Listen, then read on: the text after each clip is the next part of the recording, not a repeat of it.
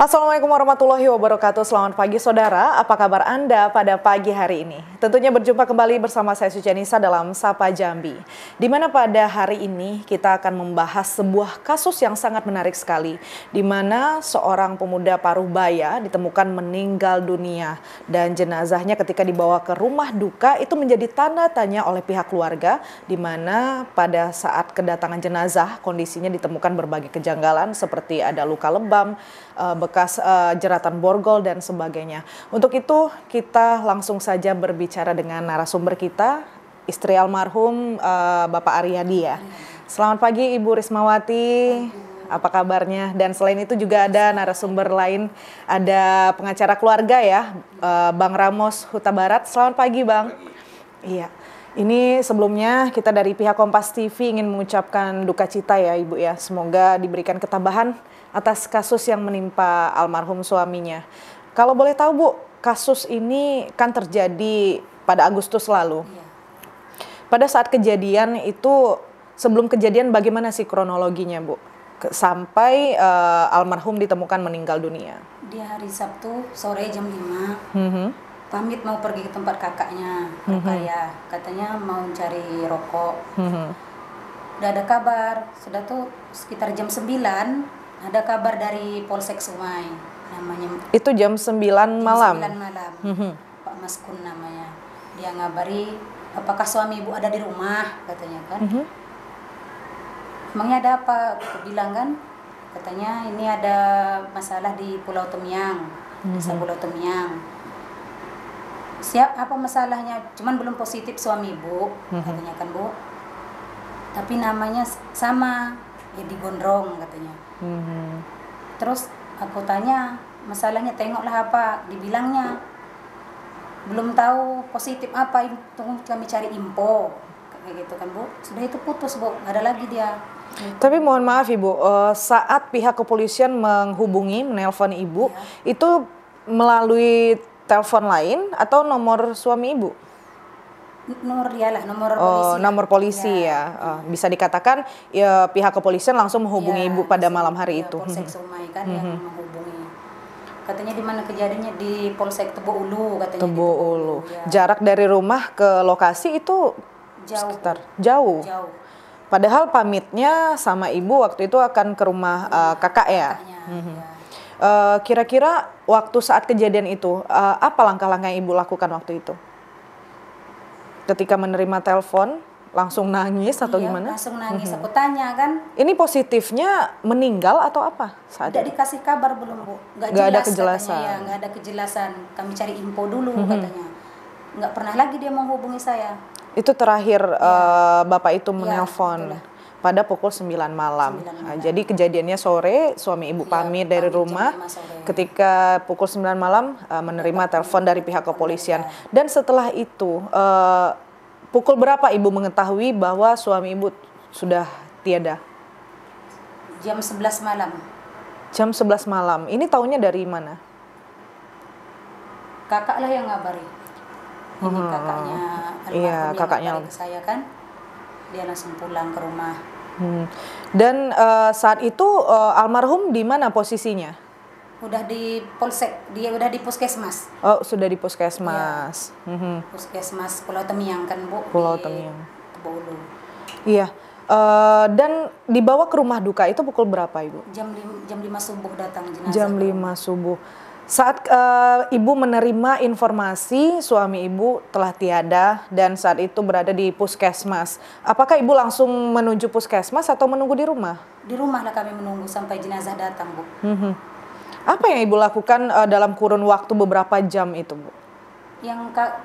Apakah melapor juga kepada pihak RT setempat? Ya udah ada melapor, cuman namanya kami udah apa kan, nggak tahu lagi apa yang nak ditunggulah di rumah, orang tuh nyuruh tunggu kan. Jam 5 subuh datanglah jenazah ke rumah kami. Ya. Ini sangat menarik sekali dan menjadi tanda tanya besar bukan hanya Ibu sebagai istri ya, kita pun juga menjadi tanda tanya. Seorang bapak-bapak pamit meninggalkan rumah, tahu-tahu pulang sudah tidak bernyawa dan dalam kondisi yang mungkin cukup memprihatinkan saat itu. Apakah ada dokumentasinya hari itu Bu? saat kedatangan jenazah, Ibu melihat kondisinya memprihatinkan, itu seperti apa sih Bu? Boleh diceritakan? Belum tahu lah. Enggak, waktu subuh kan Ibu melihat kondisi jenazah suami Ibu, itu gimana kondisinya waktu pulang? Di luka-luka lebam di kepala, di matanya membiru melebam kan Bu. Dan di lehernya ada bekas borgol di tangannya. Pas itu pun pas mandikan jenazah baru diperiksa. Ketahuan. Kan? Ya. Apakah yang mengantar ke rumah itu dari pihak puskesmas saja atau pihak kepolisian juga ikut? Dari Polsek Sumai yang ngantar. Yang ngantar. Ya. Pada saat itu dengan siapa yang ngantarnya Bu? Polsek Sumai lah yang ngantar pakai ambulan. Ambulan. Kapolseknya langsung atau anggotanya? Dengan sama anggotanya. Mungkin kita ke Bang Ramos dulu ya. Bang Ramos sebagai pengacara keluarga dari Ibu Rismawati ini, kita menjadi bingung ya. Kenapa kondisinya pergi meninggalkan rumah baik-baik saja, pulang dengan hal yang sedemikian. Dan Ibu Rismawati mengatakan bahwa tadi tidak ada komunikasi lagi dari pihak kepolisian terkait titik terang kasus kematian almarhum suami Ibu ini. Nah, dari Bang Ramos sendiri, sejauh ini bagaimana kasus ini Abang tangani ini, Bang? Jadi pertama kali kan keluarga itu datang menemui kita di kantor kan untuk konsultasi tentang permasalahan ini. Jadi mereka menceritakan bahwa ada kejadian terhadap suami Ibu ini yang dimana dia hari itu pergi pamit untuk bertemu sama kakak korban. Nah, tiba-tiba jam 9 malam Ibu ini mendapat telepon dari salah satu anggota Polsek Sumai menanyakan keberadaan suaminya di rumah atau tidak. Nah, itu kan menjadi pertanyaan, apakah dia hanya ingin memastikan atau mau bagaimana. Setelah itu putus komunikasi. Jam 11 malam dari kakak ayah korban diberitahukan kalau yang menjadi korban kejadian di wilayah hukum Polsek Tebo Ulu itu suaminya Ibu ini. Nah, setelah itu keluarga korban menghubungi kakaknya, menghubungi nih pihak kepolisian menanyakan kejadian apa sih yang terjadi. Tapi itu tidak ada jawaban juga dari pihak Polsek Sumai waktu itu kan. Jadi dia bilang ya tunggu sajalah nanti dia. Ini permasalahannya agak rumit, dia bilang seperti itu.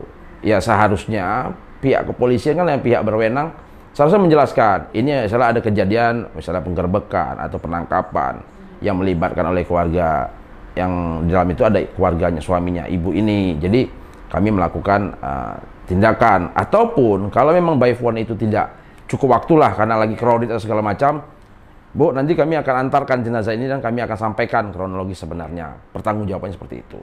Nah, ternyata setelah sampai jam 5 subuh itu Kapolsek Sumai dan ada anggotanya 10 orang itu mendatangin rumah duka, rumah korban.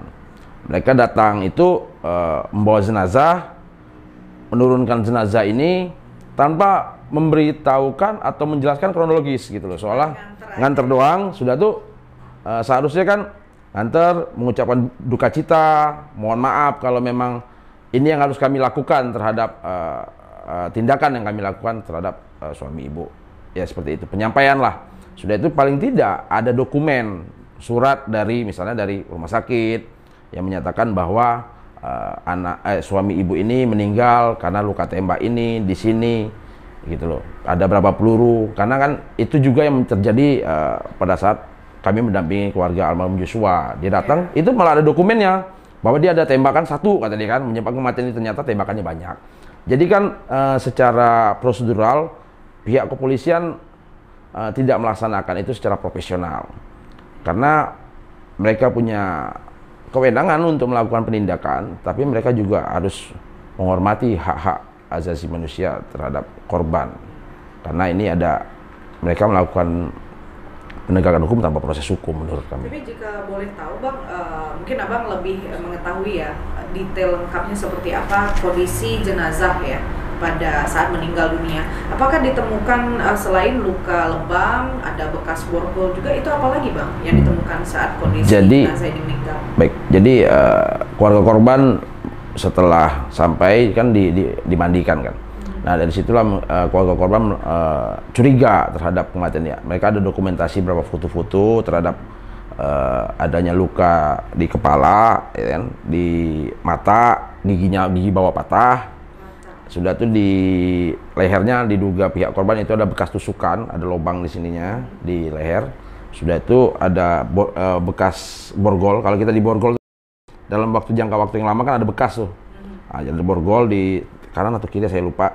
Sudah itu ada luka tembakan di kaki. Oh, berarti ada indikasi tembakan juga ya. Berarti kuat dugaan ini ada berupa penganiayaan, dugaan mungkin sementara ya. Sebelum kita melihat bukti jelasnya, tapi secara kasat mata orang awam pun mengatakan ini ada tindakan kekerasan terhadap almarhum sebelum dinyatakan meninggal dunia. Nah, dari abang sendiri nih, melihat kliennya dengan kasus seperti ini, langkah-langkah apa yang abang lakukan selanjutnya, Bang? Jadi dari fakta-fakta yang di lapangan yang kita dapat dari korban juga ya, memang kami duga ini ada dugaan penganiayaan berat. Kenapa kami bilang itu dugaan penganiayaan berat? Karena kalau orang dilumpuhkan dengan tembakan di kaki, dia tidak mungkin melakukan perlawanan. Yang pertama, tidak mungkin melakukan perlawanan. Yang kedua,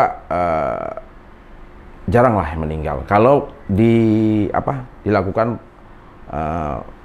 penindakan yang bagus, yang baik. Misalnya dirawat dulu atau segala macam.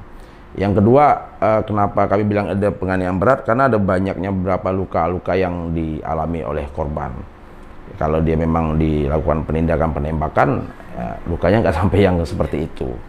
Jadi langkah hukum yang kami lakukan saat ini, kami sudah membuat laporan resmi kepada Kapolda Jambi terhadap dugaan penganiayaan berat yang menyebabkan kematian yang diduga dilakukan oleh oknum Polsek Sumai, Polsek Tebo Ulu, dan wilayah hukum Polres Tebo. Nah, dari situ kami juga sudah mengirimkan surat kepada Lembaga Perlindungan Saksi dan Korban, karena dari kejadian itu terjadi, keluarga korban ini merasa tidak aman. Banyak dari pihak kepolisian menghubungi supaya memberikan santunan, supaya berdamai, gitu kan. Dan itu dari pihak-pihak luar yang mengintimidasi, jangan buat laporan, kamu nggak bakal bisa menyelesaikan perkara ini, seperti itu kan. Kami sudah kirimkan itu juga. Kami juga kirimkan surat ke Komnas HAM, karena kami menganggap ini adalah yang kami bilang tadi, extrajudicial killing. Adanya penggunaan kewenangan negara yang melakukan penegakan hukum di luar peradilan. Mereka seolah sudah melakukan eksekusi, menyebabkan kematian orang. Nah itu, dan kami juga menyurati Kompolnas supaya mereka juga mengawasi kinerja kepolisian, mengawasi penindakan dan investigasi yang menyeluruh terhadap perkara ini supaya perkara ini terbongkar. Jangan sampai ada lagi korban-korban Aryadi, Joshua Huta Barat, segala macam terhadap kesewenang-wenangan pihak kepolisian dalam melakukan penegakan hukum. Iya, berarti bisa dikatakan Ibu Risma saat ini tengah mencari keadilan ya terhadap kasus meninggalnya suami Ibu. Ya, kalau mungkin meninggal jelas ya penyampaiannya, bagaimana kronologi di lapangannya, kenapa dia sampai mengalami hal yang demikian, mungkin sampai saat ini mungkin Ibu bisa tenang ya. Tapi dengan kondisi yang tidak ada titik terang ini menjadi tanda tanya bagi Ibu sendiri. Lantas apa yang ingin Ibu sampaikan saat ini? Mungkin ada pihak dari wilayah hukum Polres Tebo dan sekitarnya ini, apa yang akan Ibu sampaikan? Silakan, Bu. Saya sampaikan itulah, Bu, saya mau menuntut keadilan seadil-adilnya sama penegak hukum atas meninggalnya suami saya dengan cara yang tidak wajar. Banyak kejanggalan di tubuh korban, itulah saya minta keadilan dengan seadil-adilnya. Iya, berarti saat ini Ibu sendiri atau ada anak-anak juga yang menanti di rumah kabar kepastian meninggalnya ayahnya ini? Ada berapa orang anaknya, Bu? Ada orang 3. Ada 3 orang ya. Oke, baik. Tapi kita akan bahas dulu nanti di segmen selanjutnya. Kita tahan dulu. Dan saudara jangan kemana-mana, tetaplah bersama kami dalam Sapa Jambi sesaat lagi.